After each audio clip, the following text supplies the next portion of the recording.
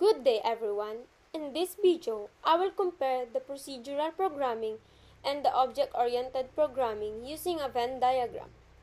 The diagram helps us clearly see their differences, their similarities, and their key characteristics.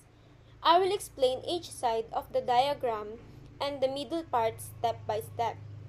Now, let's start with the left side of the Venn diagram, which is represent the procedural programming. The procedural programming is focuses on procedures or the function. This means the program is divided into small functions and each function performs a specific task. Its main goal is to complete the task step by step. This paradigm follows the top-down approach. It starts with the main problem, then breaks it down into smaller procedures until the solution is complete. The data and function are separate. Because of this separation, data can be accessed and modified by many parts of the program.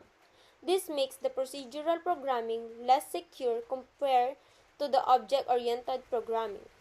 It is best used for small and simple programs because it is easy to understand and easier to write.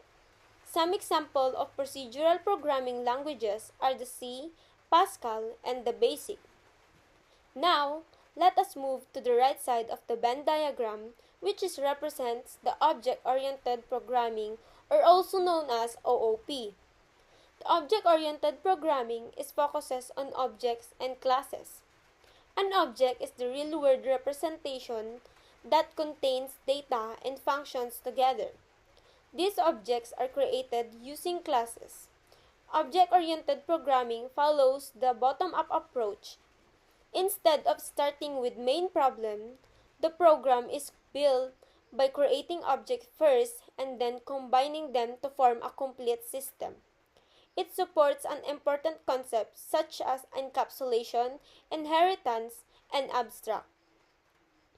These concepts help you to protect the data, reuse code, and make the program more organized and easier to maintain.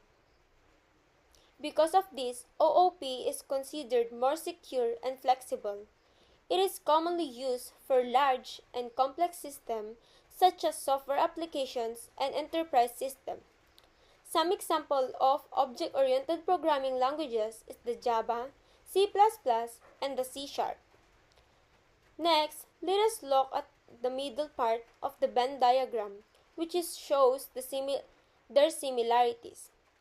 Both procedural programming and object-oriented programming are programming paradigms used to solve problems. They use basic programming elements like the variable loops and conditional statements. It is used to create applications, systems, and software solutions. Even though they are structured differently, but both follow logical and systematic programming principles.